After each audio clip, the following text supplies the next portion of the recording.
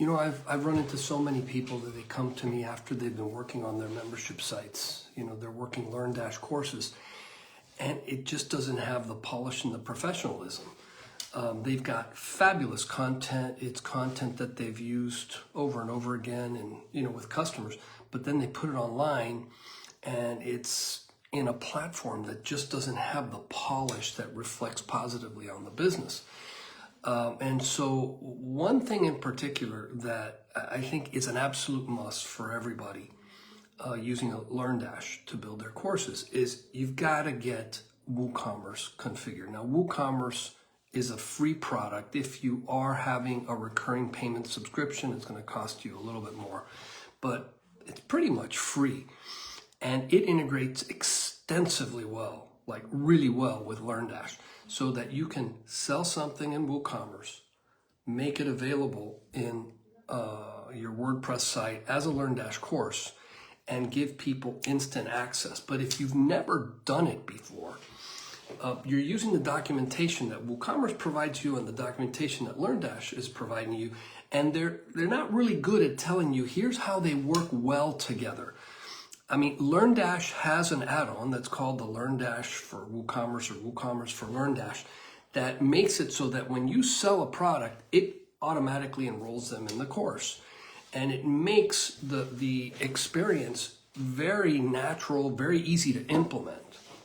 Now, the other thing that has to happen is they get to a thank you page. I've just checked out, I paid my money, and now you have sites where it's like, okay, now what? What do I do now?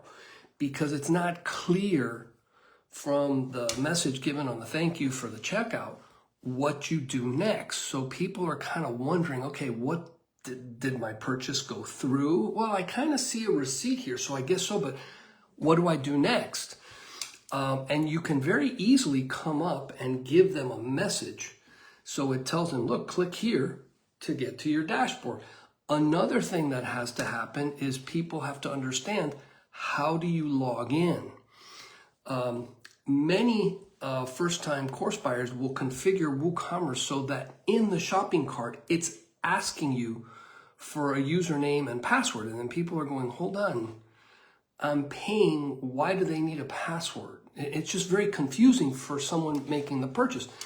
Yet WooCommerce has built-in functions that allow you to send an email out and have that email go, hey, click here to get started.